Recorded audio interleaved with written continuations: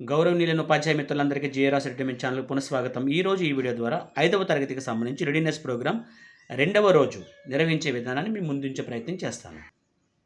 ముందుగా తెలుగు. మనకి అల్ప ప్రాణాక్షరాలు, మహాప్రాణాక్షరాల గురించి దీంట్లో మనకిచ్చారు. దాంట్లో అల్ప ప్రాణాక్షరాలు క, గ, చ, జ, ట, డ, త, ద, ప, బ. మరి మహాప్రాణాక్షరాలు ఒత్తి పలికాయి అన్నమాట. ఖ, ఘ, ఛ, ఝ, ఠ, ఢ, థ, ధ, ఫ, ఫ. వీటిలన్నింటిని కూడా మీ టీచర్ గారు బోర్డు పైన రాసి టీచర్ గారు ఏ లెటర్ అయితే రాస్తారో ఆ అక్షరాన్ని మీరు చెప్పగలగాలి. ఓకే. తర్వాత ఇక్కడ చూడండి, ఇప్పుడు మనం కొన్ని పదాలని చదివే ప్రయత్నం చేద్దాం. దీంట్లో మనకి ఇక్కడ అల్ప ప్రాణాక్షరం, ఇక్కడ మహాప్రాణాక్షరం ఇచ్చారు. కాకి సంబంధించిన అల్ప ప్రాణాక్షరం, ఇది మహాప్రాణాక్షరం. కలం, శంఖం, గంట, ఘటం, చలం, పింఛం, గంట, ఘటం, చలం, పింఛం, జలం, జషం, కటకం, కంఠం, డమరు, ఢంక, తబలా, కథ, దయ, ధర, పలక, ఫలం. ఓకే. ఇది చూడండి ఒకసారి.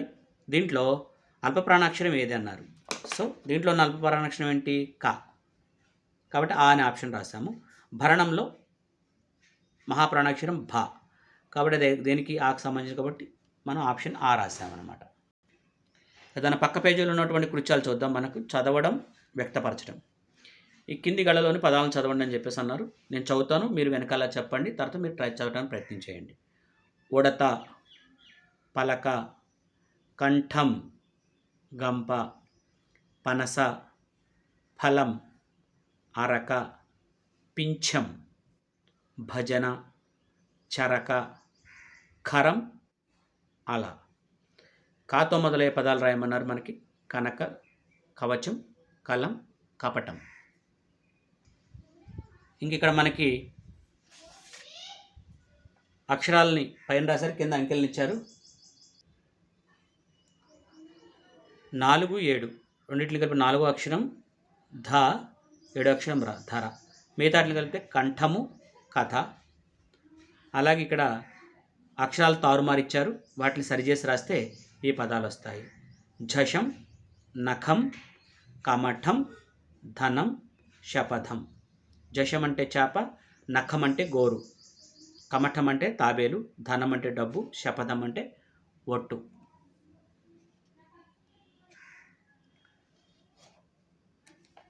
మీ టీచర్ గారు మీకు డిక్టేషన్ చెప్తారు, 10 పదాలు జాగ్రత్తగా రాయండి. దీంతో తెలుగు పూర్తయింది.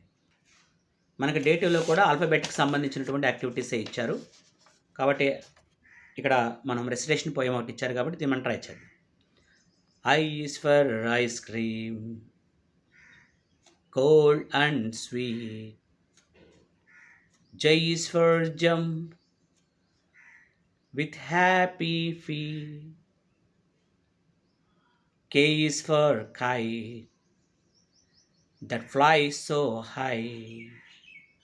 L is for lion with a mighty cry. M is for monkey swinging in a tree. N is for nest where birds like to be. O is for orange, round and bright. P is for penguin, dressed in black and white. నచ్చిందా పిల్లలు? అయితే మరొకసారి మీరు try చేయండి. అలాగే ఇక్కడ మనకి చూడండి, ఇక్కడ ఆల్ఫాబెట్ ఇచ్చారు, దాంట్లో కింద ప్రశ్న అడిగారు. Which letter gives the sound of మా? మా సౌండ్ ఏమిస్తుంది? ఎం ఇస్తుంది. Which letter comes after K? K తర్వాత ఏమొస్తుంది? కే తర్వాత ఎల్ వస్తుంది. Choose the correct word for the picture. ఈ పిక్చర్లో ఏముంది? Yes, it is a lion. పిల్లలు ఇక్కడ ఇచ్చినటువంటి వర్డ్స్ని ఇంగ్లీష్లో రాయండి. It is mango, it is kite, lion, ink, jam, parrot, leaf, orange. Okay. అలాగే మీ టీచరు ఏ పదాన్ని అయితే చెప్తే దాన్ని ఏ సౌండ్తో స్టార్ట్ అవుతుందో చెప్పాలన్నమాట. ఫర్ ఎగ్జాంపుల్ ఇంక్ దేంతో స్టార్ట్ అవుతుంది? సౌండ్ ఏంటి? ఈ. లైన్ ఎల్ ఏమని పలుకుతుంది? లా. కైట్ కే ఏమని పలుకుతుంది? క. అలా మీ టీచర్ గారు అడుగుతారు, చెప్పండి. అలాగే ఇక్కడ లెటర్స్ ఇచ్చారు, వీటిని మీరు అప్పర్ కేసు లోయర్ కేసు జాగ్రత్తగా రాయండి. ఇవి లోయర్ కేసులో ఉన్నాయి, ఇది అప్పర్ కేసులో ఉన్నాయి, జాగ్రత్తగా రాసుకోండి. సో దీంతో మీకు ఇంగ్లీష్ పూర్తయింది.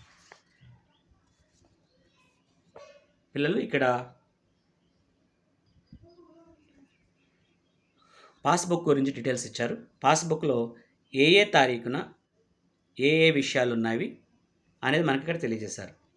ఇక్కడ ఏప్రిల్ 30th 30వ తారీఖున బ్యాలెన్స్ ఎంత ఉంది అని అంటే 143 రూపాయలు ఉన్నాయి, 143.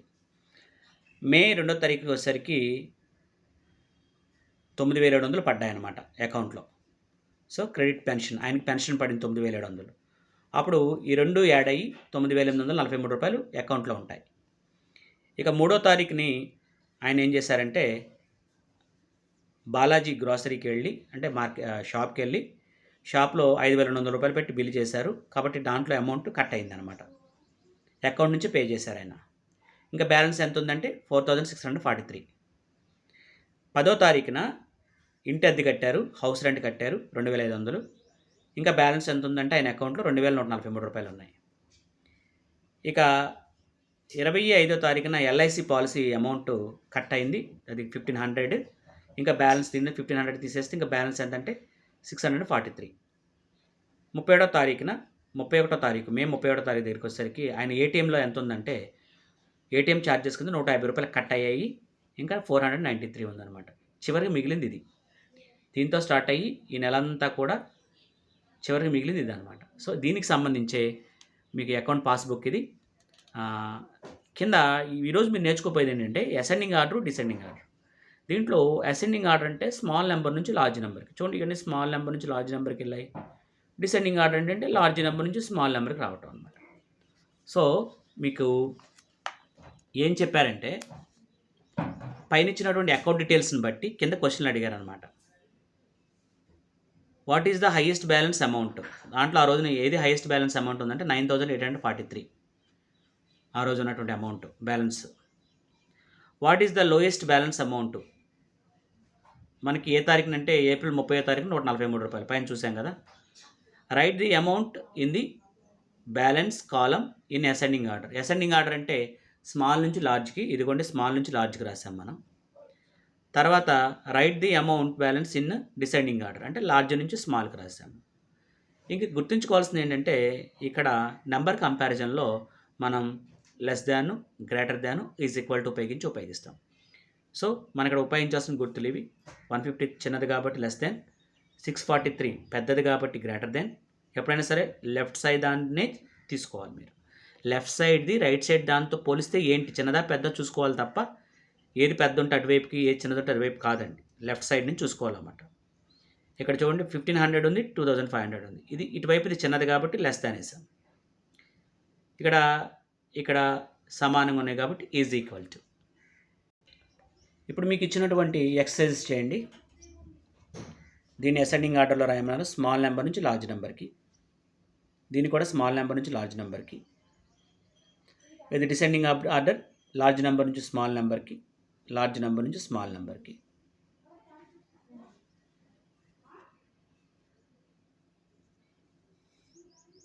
ఇక్కడ కూడా నెంబర్ కంపారిజన్ చూడండి. రెండు ఈక్వల్ కాబట్టి ఈజ్ ఈక్వల్ టు. ఇది చిన్న, ఇటువైపు ఉన్నది చిన్నది కాబట్టి లెస్ దాన్, ఇటువైపు పెద్దది కాబట్టి గ్రేటర్ దాన్. ఇవి కూడా మనం ఇచ్చినటువంటి దాంతో మనం ఇక్కడ మనల్ని సొంతంగా నెంబర్స్ రాసుకోండి. మీరు ఏ నెంబర్స్ అయినా రాసుకోవచ్చు, నేను ఈ నెంబర్స్ రాశాను. అలా ఇక్కడ circle the largest number, so ఇది లార్జెస్ట్ కాబట్టి దీనికి రాసాం. Circle the smallest number, smallest కాబట్టి ఇది రాసాము. ఇక మన ఏం చెప్పారంటే ఓన్లీ లెస్ దాన్ ఉపయోగించి రాయమన్నారు. అంటే ముందు నెంబర్ చిన్నదై ఉండాలి, దాని తర్వాత నెంబర్ కన్నా. అలాంటప్పుడు మనం లెస్ దెన్ పెట్టాలంటే మనం అసెండింగ్ ఆర్డర్‌లో నెంబర్లు రాసుకుంటూ వెళ్ళిపోయి అప్పుడు మనం మధ్యలో లెస్ దాన్ గుర్తులు పెట్టుకోవచ్చు. ఈజీ అవుతుందన్నమాట. సో, మనం అసెండింగ్ ఆర్డర్‌లో రాసాము. ఇప్పుడు మనం లెస్ దాన్ గుర్తులు పెట్టుకోవడమే. ఇక్కడ కన్‌ఫ్యూజ్ కావద్దు. మీరు ఎప్పుడైనా సరే ఈ నంబర్స్‌ని చేసేటప్పుడు ఎప్పుడైనా సరే ఆర్డర్ చూసుకోండి. వన్స్ ప్లేస్ చూడండి. అన్నీ ఈక్వల్‌గానే ఉన్నాయి. తర్వాత హండ్రెడ్స్ ప్లేస్ చూసుకోండి. నెక్స్ట్ వచ్చేటువంటి హండ్రెడ్స్ ప్లేస్ చూడండి. ఇక్కడ ఏముంది? 0 ఉంది. కాబట్టి 0 ఉన్నాయని, హండ్రెడ్స్ ప్లేస్‌లో 0 ఉన్నాయని చెక్ చేసుకోండి. ఎక్కడ ఎటుకుంది? దీనికి 100 ప్లేస్‌లో 0 ఉంది. దీనికి ఉంది. తర్వాత టెన్స్ ప్లేస్కి వెళ్ళండి. టెన్స్ ప్లేస్లో ఇక్కడ దీనికి 0 ఉంది, దీనికి మాత్రం 1 ఉంది. కాబట్టి ఈ రెండిట్లో ఇది చిన్నదవుతుంది కాబట్టి దీన్ని ముందు రాసుకున్నాం. ఇలా రాసుకుంటేనే మీకు ఈజీ అవుతుంది పిల్లలు. ఓకే. సో దీంతో మీకు మ్యాథ్స్ కూడా పూర్తయింది. ఇక ఈవీఎస్లో మనం పూర్తి చేయాల్సినటువంటిది వీటిని గ్రిడ్లో మనం ఐడెంటిఫై చేసి వీటిని రౌండప్ చేయాలన్నమాట. కాబట్టి దీంట్లో మొత్తం 9 వర్డ్స్ ఇచ్చారు. వీటిలన్నింటినీ కూడా మనం ఇలాగా రౌండప్ చేసుకోవాలి. మీరు కూడా జాగ్రత్తగా ఐడెంటిఫై చేసి చేసుకోండి. ఇక ఇక్కడ మనల్ని ఏం అడిగారు అని అంటే read the words and colour the box of a family member. దీంట్లో ఫ్యామిలీ మెంబర్స్ని అలాగే మిగతా వేరే వాటిని కలిపేసి ఇచ్చారు. దీంట్లో ఫ్యామిలీ మెంబర్స్ ఎక్కడైతే ఉన్నారో వాటిని కలర్ వేసుకోమన్నారు. నేను కలర్ వేయటం ఇబ్బంది అయింది కాబట్టి టిక్ పెట్టాను. Mother family member, uncle family member, sister family member. కానీ బస్ ఫ్యామిలీ మెంబర్ కాదు కదా, కాబట్టి దీన్ని వదిలేసాం మనం. బాల్ ఫ్యామిలీ మెంబర్ కాదు, బ్రదర్ ఫ్యామిలీ మెంబర్ కాబట్టి కలర్ వేస్తాం. స్కూల్ కాదు, ఆంట్ ఫ్యామిలీ మెంబరే. గ్రాండ్ ఫాదర్ ఫ్యామిలీ మెంబరే. Dog is not a family member, it is a pet animal. So grandmother is a family member. దీనికి colour వేసుకుంటాం అన్నమాట. ఇక ఇక్కడ చూడండి, ఫాదర్స్ ఫాదర్ని మనం గ్రాండ్ ఫాదర్ అంటాం కాబట్టి బి. ఫాదర్స్ మదర్ని గ్రాండ్ మదర్ అంటాం. మదర్స్ బ్రదర్ని అంకుల్ అంటాము. మదర్స్ సిస్టర్ని ఆంట్ అంటాము. సో ఈ మ్యాచింగ్ ఇక్కడ చేసుకునేలా మనకి కైండ్స్ ఆఫ్ ఫ్యామిలీస్, రకరకాల ఫ్యామిలీస్ ఉంటాయి అనుకున్నాం కదండి. దాంట్లో joint family, single parent family, family supported by grand parents, nuclear family, 4 రకాల ఫ్యామిలీస్ ఇక్కడ మనకు మెన్షన్ చేశారు. జాయింట్ ఫ్యామిలీ అంటే అందరూ కలిసి ఉంటారనమాట. తాతయ్య, మా అమ్మమ్మ, నాయనమ్మ, అత్తలు, మామలు అందరూ కలిసి ఉంటారు. దాన్ని జాయింట్ ఫ్యామిలీ అంటారు. సింగిల్ పేరెంట్ ఫ్యామిలీ అంటే ఫాదర్ కానీ మదర్ కానీ ఎవరో ఒకళ్ళే ఉంటారు బ్రతికి, వాళ్ళతో కలిసి పిల్లలు ఉంటారనమాట. ఫాదర్ చనిపోవచ్చు లేదా మదర్ చనిపోవచ్చు.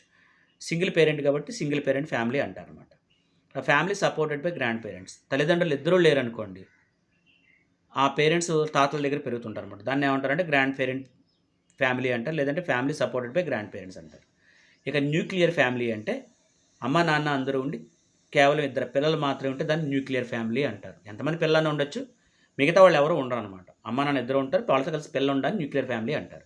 ఇక్కడ చూడండి, మదర్ ఉంది, ఫాదర్ ఉంది, 2 పిల్లలు ఉన్నారు, దిస్ ఇస్ న్యూక్లియర్ ఫ్యామిలీ. ఇక్కడ చూడండి, 2 grand father, grand mother. So వాళ్ళతో పాప ఉంటున్నాడు కాబట్టి this is family supported by grand parents. ఇక్కడ మనం ఈ పిక్చర్లో చూస్తే ఇక్కడ ఓన్లీ మదర్ మాత్రమే ఉన్నారు, ఫాదర్ లేరు. కాబట్టి this is called single parent family. ఒక్కోసారి ఫాదర్ ఒకళ్ళే ఉంటారు, మదర్ ఉండకపోవచ్చు. That is called single parent family. ఇక్కడ చూడండి, పెద్దవాళ్ళు ఎక్కువ మంది ఉన్నారు, వీళ్ళందరూ కలిసి ఉన్నారు, అత్తలు, మామలు, కొడుకులు అందరూ కలిసి ఉన్నారు అనమాట. This is called joint family. మీది ఏ రకమైన ఫ్యామిలీ మీరు ఒకసారి చెక్ చేసుకోండి. మనకి ఇక్కడ రీఅరేంజ్ చేయమని చెప్పేసి లెటర్స్ ఇచ్చారు, జంబుడ్ లెటర్స్ ఇచ్చారు. వీటిని కరెక్ట్గా ఫామ్ చేస్తే కరెక్ట్ వర్డ్ వస్తుంది అనమాట. క్యాపిటల్ లెటర్స్లో ఇచ్చారు కాబట్టి క్యాపిటల్ లెటర్స్లో రాసాం, స్మాల్ లెటర్స్లో రాసిన ఇబ్బంది లేదు. సో దీంతో మనకి ఈవీఎస్ కూడా పూర్తయింది. వెరీ గుడ్ చిల్డ్రన్, బాగా చేశారు. రెస్పెక్టెడ్ టీచర్స్, మీకు నచ్చితే కనుక లైక్ చేయండి, షేర్ చేయండి, సబ్స్క్రైబ్ చేయండి. అలాగే ప్రతిరోజు కూడా దీనికి సంబంధించిన పాఠ్యాంశాలన్నీ మీ ముందు ఉంచుతాను. ఇవే కాకుండా వర్క్ బుక్ సంబంధించిన కూడా కరెక్ట్గా పాఠాలు మొదలైనటువంటి ఆ రోజునే మీకు వీడియోల రూపంలో పంపిస్తాను. జస్ట్ మీకు అవగాహన కోసం మాత్రమే, మీ సొంత ఒపీనియన్స్తో మీరు ఉండవచ్చు. Thank you so much for watching our videos.